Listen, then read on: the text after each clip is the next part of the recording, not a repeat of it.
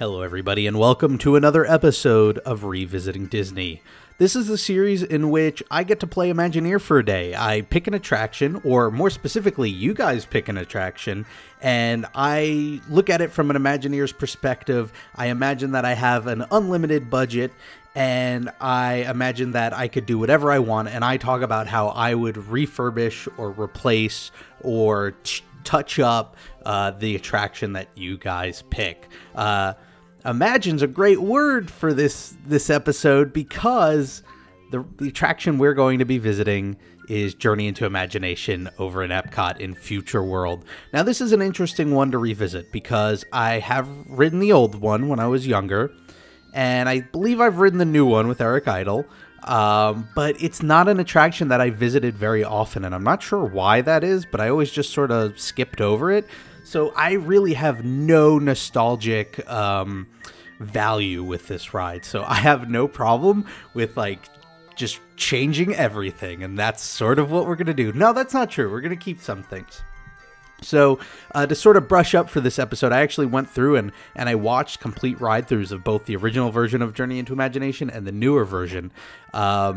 And it was interesting approaching them from the perspective of somebody who just doesn't really remember them a lot because I wasn't, biased by my memories.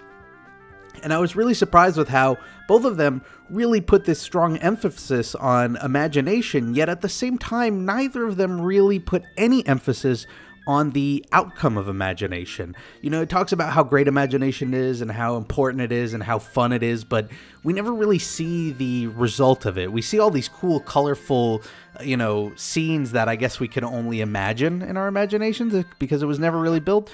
But I feel like there's an interesting element of the more practical result of imagination. I also thought it was really weird that the new one has Eric Idle because he's like a fantastic comedian, and yet none of that comedic skill gets put to use in this attraction. He plays like the unfunny guy. He's like the dead serious scientist. That was very bizarre to me.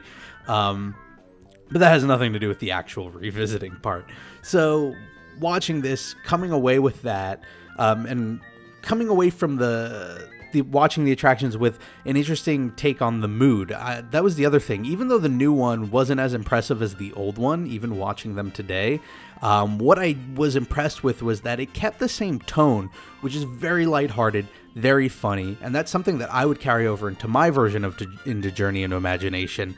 My initial thought was Future World's supposed to be about education and fun with education, and I think of rides like Ellen's Energy Adventure and Spaceship Earth, and compared to something like a Journey into Imagination, it's those are very serious rides, and I wouldn't want to do that to Journey into Imagination. So here's my idea.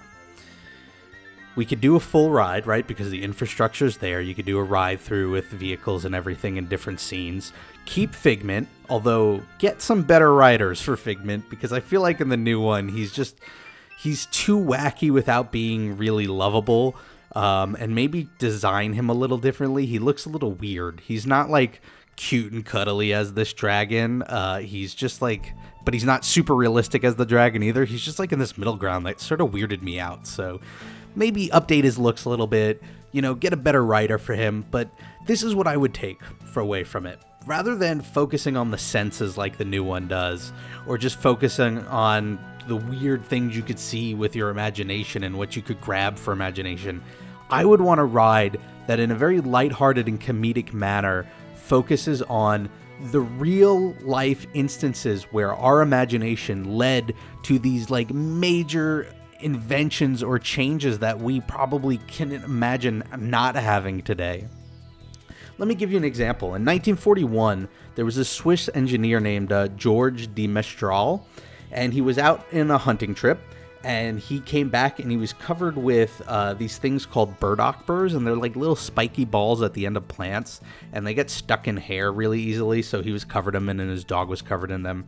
And he looked at them under a microscope, and he saw how they had like little hooks at the end, and he thought, wow, this is really cool. These hooks are why it's stuck to our hair. What if we created two fabrics, one with all these little hooks and one with all these little loops like hair, and boom, he invented Velcro. Like, he just invented Velcro by looking at these little plants and having the imagination to take that design and say, let's put this on fabric. Let me give you another example. Ruth Wakefield, in 1930, she was a baker owner at Toll House, actually, and she wanted to make a batch of chocolate cookies. And she had run out of baker's chocolate, which is like the type of chocolate used to make a chocolate cookie. So using her imagination, she thought, you know what? What if I took this sweetened chocolate, break it up into tiny little pieces, mix it with regular cookie dough, it'll melt and mix with the cookie dough, and you'll get a chocolate cookie. Turns out that didn't happen. The chocolate bits stuck together, and what she ended up with was what we know today as a chocolate chip cookie. You know, these are just two examples, but, you know, their history is peppered with all of these instances where somebody just took a very simple concept, but, you know, implemented their imagination in how it would be used, and sometimes accidentally and sometimes intentionally, they end up with these great inventions that change our everyday life.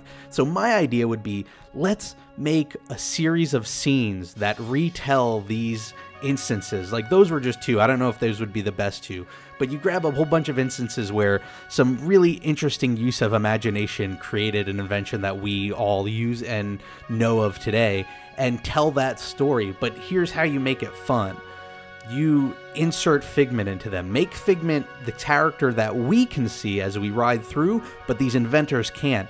And come up with some sort of way, like, it's sort of a poetic license and you're changing history a little bit, but come up with a way in which, like, Figment fiddled with their process that caused their imagination to, like, you know, that light bulb to spark in their head. You know, turn Figment into not only a symbol for imagination, but a symbol for everybody's imagination, and that one moment where, you know, that one little spark. And I think that would be a lot of fun. I think if you got the right type of writers involved into it, you could make a lot of funny, memorable scenes.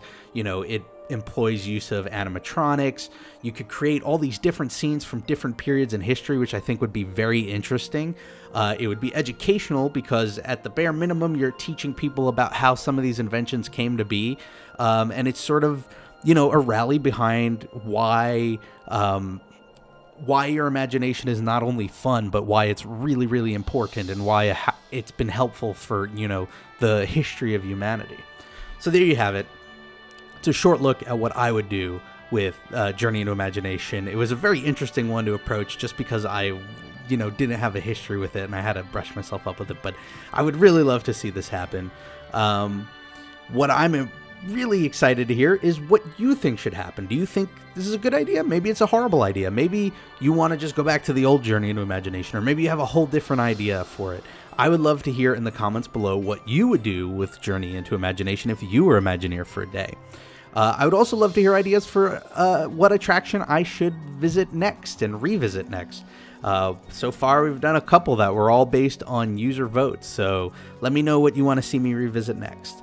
I want to thank you all for watching. If you want to follow me on social networks, I'm at RobPlays on Twitter, and I'm RobPlaysThatGame on Instagram and Facebook. Have a fantastic week, everybody. Whatever you're doing, make the most of it, and I hope to see you next time for the next episode of Revisiting Disney.